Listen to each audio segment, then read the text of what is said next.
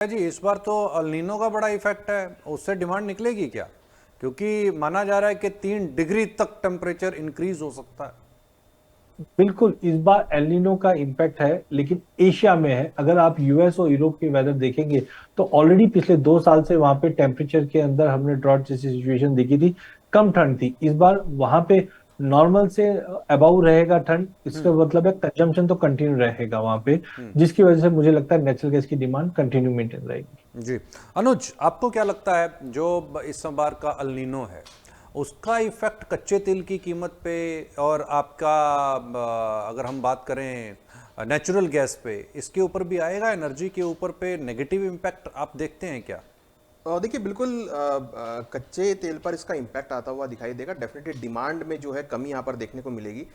मुझे लगता है कि इसका इम्पैक्ट आपको एक लॉन्ग टर्म पर्सपेक्टिव से देखने को मिलेगा, क्योंकि देखिए अगर अल नीनो इस बार आता है, जैसा लग भी रहा है कि इस बार अल नीनो आ सकता है, आईएमडी ने भी पूरा अनुमान दिया है, तो आने वाले 6-7 महीने काफ़ी ज़्यादा क्रूशल होंगे और ऐसे में कहीं ना कहीं डिमांड जो है वो आपको यहाँ पर वीक होती हुई दिखाई देगी। क्योंकि अगर ज़्यादा गर्मी पड़ेगी तो जो पॉसिबली है कि जो ईंधन की यूज़ होता है ठंड करने के लिए, या अगर आप यूएस में बात करें या यूरोप में बात करें, तो उसका इंपैक्ट भी वहां पर आता हुआ दिखाई देगा। तो डेफिनेटली डिमांड बहुत बड़ा फैक्टर है जो यहाँ पर इंपैक्ट डालता हुआ नजर आएगा। तो मुझे लगता है कि उसकी वजह से भी आपको भावों में नरमी देखने को मिलेगी। और ओपेक प्लस मेंबर कह भी रहे हैं कि जो ग्लोबल डिमांड है क्रूड की वो यहाँ पर कम होती हुई दिख रही है, तो वो यहाँ पर सबसे ज्यादा जो है सेलिंग प्रेशर जो है क्रूड पर लाती हुई दिखाई देगी।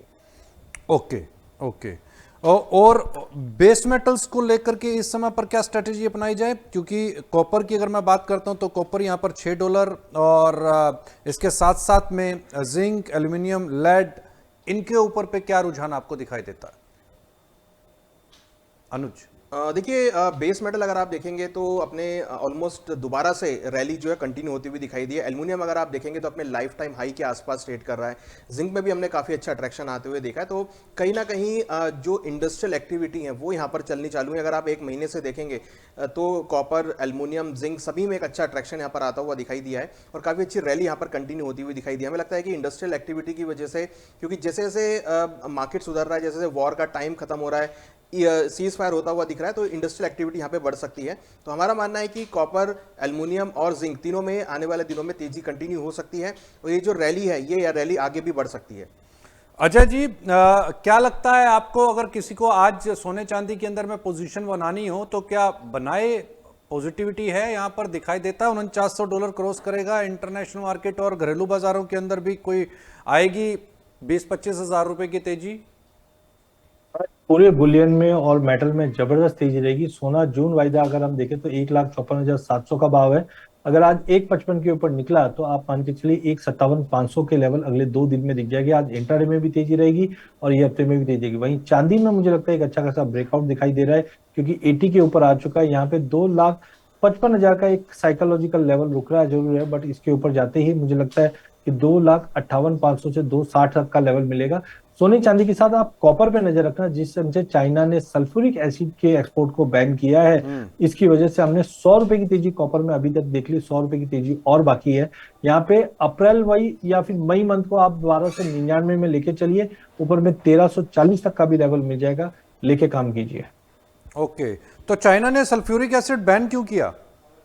देखिए, सल्फ्यूरिक एसिड भी एक क्रिटिकल मिनरल में आता है, जहां पे हमने देखा कि जो रॉ मटेरियल है चाइना के लिए भी कंसर्न है, उसको सिक्योर करने के हिसाब से जैसे हमने लास्ट ईयर चांदी, कॉपर को क्रिटिकल मेटल मिनरल लिस्ट में डाला था, वैसे ही सल्फ्यूरिक को डाला गया है, जिसकी वजह से जो प्रोडक्शन एक्टिविटी है उसमें 7 लाख टन के आसपास का कहीं ना कहीं खामियाजा उठा सकते हैं, जिसके चलते 100 रुपए की तेजी पिछले 3 से 4 दिन में आई है और बड़ी तेजी देख सकती है, क्योंकि इसका इम्पैक्ट अगले 1.5-2 महीने तक प्रोडक्शन पे कंटिन्यू रहेगा। जी।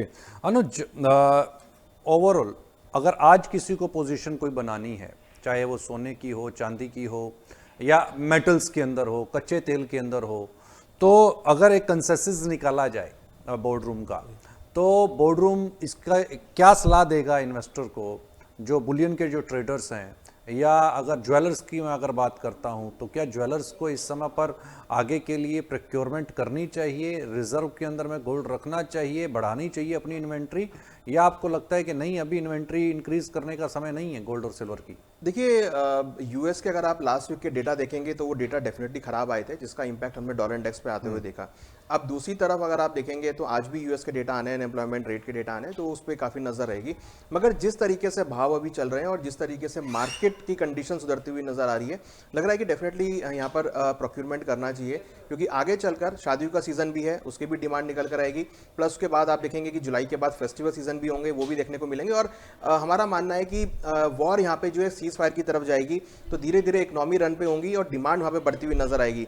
तो हमें लगता है कि रेट काफ़ी नीचे हैं अपने हाई से, अगर हम इसको कंपेयर करें तो जो ज्वेलर या जो इन्वेस्टर वेट कर रहे थे कि भाई लोअर लेवल आएंगे खरीदारी करेंगे, तो डिप्स यहाँ पर ऑलरेडी आ चुके हैं। तो यहाँ पर धीरे धीरे करके प्रोक्यूरमेंट शुरू करना चाहिए, और अगर डिप आए तो वहाँ पर प्रोक्यूरमेंट करना चाहिए, क्योंकि हमारा ये मानना है कि वॉर जो है वो ज़्यादा लंबे समय तक यहाँ पे रह नहीं सकती। वॉर की वजह से जो भी डेंट मिलेगा वो आपको एक अच्छी बाइंग अपॉर्चुनिटी लेकर आएगा। और बेस मेटल्स? देखिए, बेस मेटल के लिए भी आई एम वेरी ऑप्टिमिस्टिक, क्योंकि जिस तरीके से डाउ जोन्स में एक अच्छी खासी इंडस्ट्रियल एवरेज जो इंक्रीज होती हुई दिखाई दी है और इंडस्ट्रियल एक्टिविटी इंक्रीज हुई है, तो मेरा मानना है कि इंडस्ट्रियल मेटल में या इंडस्ट्रियल कमोडिटी अगर हम बात करें ओवरऑल सभी में एक अच्छा अट्रैक्शन देखने को मिल सकता है, क्योंकि वॉर के बाद जनरली हम देखते हैं कि इंडस्ट्रियल एक्टिविटी बढ़ती है और इंडस्ट्रियल डिमांड बढ़ती है। और देखिए, एक चीज़ और है कि जिस तरीके से वॉर हुआ है, सबको ये पता है कि अगर उनके पास डिफेंस इक्विपमेंट्स होंगे तो उनकी इकोनॉमी स्ट्रॉन्ग रहेगी, तो यहाँ पर डिफेंस इक्विपमेंट की डिमांड के लिए भी मेटल की रिक्वायरमेंट रहेगी। तो मुझे लगता है कि मेटल्स के अंदर भी अच्छा खासा अपसाइड मोमेंटम आने वाले दिनों में देखने को मिल सकता है। जी।